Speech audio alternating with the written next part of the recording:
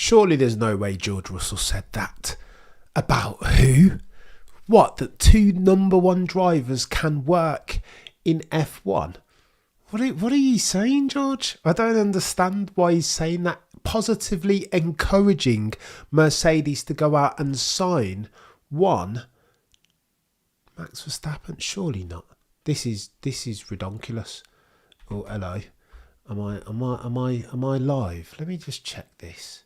Flipping Nora. You guys let me know in the chat if you guys can see me, because I think I might have technical debt. And I was coming in hot there. Just imagine. There he is. I can see myself now. Go on then. Surely there's no way that George Russell said this about Max Verstappen. The quote being something to the effect of, and I'm paraphrasing here, that two number one drivers can coexist. It could work for Mercedes. The insinuation being, Toto Wolff, go ahead and sign Max Verstappen if you want. Did George Russell really say that? Is that what he really said, Steve? Surely he didn't say that. This is outrageous. Now listen, table setting. George Russell is an absolute killer. See the overtake on Jack Aitken. He's levels proper. But how's it worked out as far as having two number one drivers and no distinct hierarchy for Lewis and George? Not very well, I think you could argue. Now times that by a gazillion if you have a Dutch, soon to be 3-time, soon to be 4-time champion called Max Verstappen in that car. How do you think you're going to get on with that, George? Didn't you see your car upside down at Australia when you were non-brake tested by Alonso, when you were caught napping, looking down at your steering wheel controls? How do you think that's going to work out with Max Verstappen in the same car? Chat, come on, George, let's be serious. Life is difficult as an F1 driver enough already. You don't need to make it even more difficult by getting one of the GOATiest drivers in Max Verstappen, the most in-form one in Max Verstappen, into the same car as you, God forbid. Oh, the humanity, if indeed Max Verstappen does join Mercedes. And to that end, George Russell, imagine, mate, now this is not my prediction, but for sure, as of the Miami Grand Prix this weekend, they will be holding talks, they being Mercedes head honcho and team principal Toto Wolff. Max Verstappen's manager, Raymond van der Meulen, don't butcher it, Cameron. Daimler AG boss, Sir Jim Ratcliffe, also head of Ineos, 33% owner of Mercedes F1. They will be having talks. Be careful then what you wish for, George Russell. Because if Max Verstappen does come into that car, I don't care how much you've built that team up around you. If Max Verstappen at 26, 27 years old comes into that car, George, let's be honest, King George Russell of King's Lynn, Norfolk, let's be honest and true and fair. You won't see which way that chap goes, mate. Let's be honest. And I love me a bit of King George Russell. I think he's really good.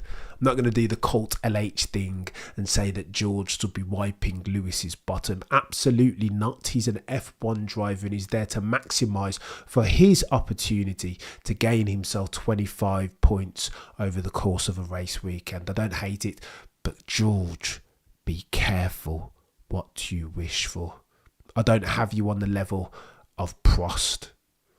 Prost was okay to invite Senna over to McLaren in 88, but how did that work out for him in 88? Ultimately ended up losing the championship, didn't he, to one Ayrton Senna de Silva. If you're going to draw comparisons, I've done it often that Max Verstappen reminds me a lot of Ayrton Senna and Michael Schumacher. Do not invite that dragon into your lair, King George, because you will. You shall get burnt, sir. And in other news, Kimi Antonelli. We'll do this very quickly. We're going to be on the bloody stream in a minute, watching some sprint quali, for which I hope you will join me. But Kimi Antonelli, nevertheless, has... Apparently, there have been inquiries made that the FIA give that fella an exemption. Remember, the Max Verstappen rule as far as the FIA is concerned, 17 years old is when Max first drove an F1 car in the Toro Rosso team. 17 years old, they deemed was far too young. Since then, since Max Verstappen's entry, his maiden voyage in an F1 car, they changed the rules. They said that you've got to be 18 years old. Andrea Kimi Antonelli, is set to turn 18 as at the Monza Grand Prix, and one Joe Saywood had speculated that potentially he could take Logan Sargent's seat in that Williams car alongside Alex Albon as soon as the Monza Grand Prix. That's the first Grand Prix after which Andrea Kimi Antonelli is 18 years old. I want to say his birthday is on August 26th. The weekend of the Monza Grand Prix is August the 29th to the 30th, something like that. Now speculation is rife, however, the FIA understanding that this could bring more eyes to the sport, that there is a certain speculation and cachet to a young Italian driver being in F1, being a success in F1, 30 years after Senna's death, that he has a bit of Senna about him too. Good looking young lad, twinkle in his eye, nice smile. People will be watching him. People are already watching F2. They will see the numbers to see how Andrea Kimi Antonelli does. Could he be the next Max Verstappen? Well, we're going to see it sooner rather than later. He was testing this weekend even. Proper F1 cars, Mercedes ones. Stay tuned to see what Andrea Kimi Antonelli is saying. In other news, FP1 was just now, and loads of people are bringing upgrades, not least of whom McLaren. New everything, new brake, new front suspension, new rear suspension, new rear wing, new everything, new front end plates on the front wing again, all with a view to make sure that around the short hairpin-esque turns that they can navigate those more, mitigate for the understeer, because historically over the past couple of years that has been the weakness of McLaren. Oscar Piastri has 50% of the upgrades. Lando Norris, of course, being the number one driver for the Papaya team, has 100% of them. Oscar Piastri, though, in free practice one, was only 100th away from a struggling Max Verstappen. He had him in great. The setup hadn't lent itself to his driving style as you would anticipate. Complaints of understeer and locking up for Max Verstappen in the FP1. He's going to get techie. Adrian Newey quickly. It feels like the F1 media are like a day late and $1 short with their Adrian Newey talk. It's almost like for them, and again, I don't want to go scorched earth again, my blood pressure won't take it, but for them, it's almost like the news cycle syncs up with race weekend, and the F1 lives and dies only on a Thursday, Friday, Saturday and Sunday, and I think that's outrageous. But nevertheless, they're all catching up now and putting out their reports.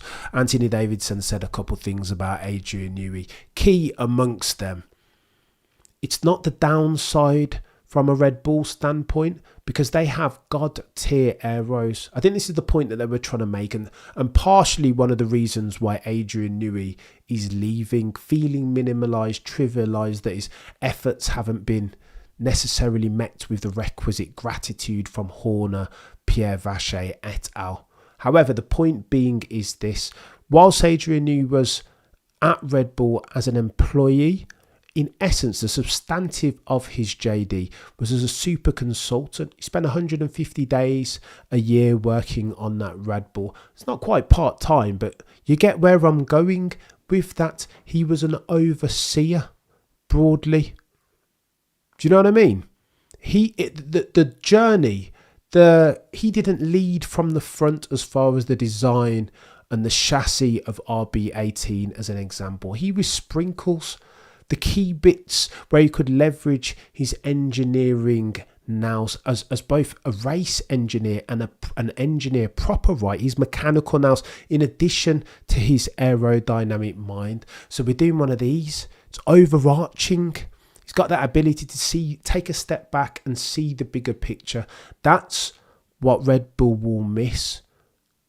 But what will happen more, the net effect of this, the material net effect, is what another team may gain. because Red Bull have a very good teaming, but Pierre Vacher is God tier. Balbo also God tier. Enrico Balbo, God tier aerodynamicist. Absolutely, they have a team in place. You'll note that Pierre Vacher was the one who reported into Christian Horner. There was a dotted line between Adrian Newey and Horner. Now, we're not even going to get into the PA stuff again because it's techie. Do we care if Kimi's in the race car at Monza? Hell yes, let's go, Steve. I think he'll be there long before then, to be honest, for the way that they're lining it up. They won't wait for his 18th birthday even. So for the avoidance of doubt, I digress. Adrian Newey, the big loss here, if we're waterfalling it out, Red Bull won't lose a lot. Their stock will do one of these, right? Especially, I suppose in 2026 it's different. When it's new rules and regs, that's when you want Newey. I get that. That makes sense. But for next year, per se, I don't think Red Bull will be missing out on a lot as far as the knowledge that they'll lose. What will happen, though, if he does take a cheeky short sabbatical and then join another team, Red Bull lose this, and the other team going this. That's the materiality in there. That's where there's big time, lap time to be gained even. And that's where Red Bull might feel it. Not what they'll lose as far as technical knowledge and nous, but what another team will gain. Because ultimately F1 is a relative game, right? Zero sum. And finally, let's talk about this fella Charles Leclerc, who again stacked it in practice. I'm looking at the summary of the news, and yet again I see that daft looking SF24 with the red and the blue and the nonsense. I'm just like, if you're gonna do like a proper tribute livery for Miami, do it properly, chaps. Don't half-heart it as you have done. Red and Miami blue, for Pete's sake. Come on. What are we really doing here? Have some self-respect. I'm not a fashionable guy, yeah, but have some self-respect. And by the way, did you see Lewis Hamilton rock up in the same colours? Oh, the disrespect, Lewis. The disrespect. You're still at Mercedes. You're talking all this stuff about Mercedes still being first order priority. And yet, you turn up to the Miami Grand Prix in the red and blue of the Ferrari tribute livery colours. Oh, the humanity. NC Paddock, far too kind. George's greatest fear is possibly seeing the Rory line helmet of the Dutchman in the garage next to him. I still don't think it's a bad idea. If he leaves, he could bring Vacher and Balbo with him. Imagine, mate. And there's another thing that Davidson and others are talking about potentially, and Zach Brown even. Zach Brown's talking about having seen a lot of CVs on the back of the destabilisation. That is the Christian Horner allegations. That potentially, if rumours to be believed per McLaren CEO Zach Brown, that there may be more Red Bull leavers than just one Adrian Newey. Techie. Charles Leclerc very quickly spun in FP. What else do we expect at this day? I don't want to get disparaging about the lad, but sometimes you got to talk your truth, right?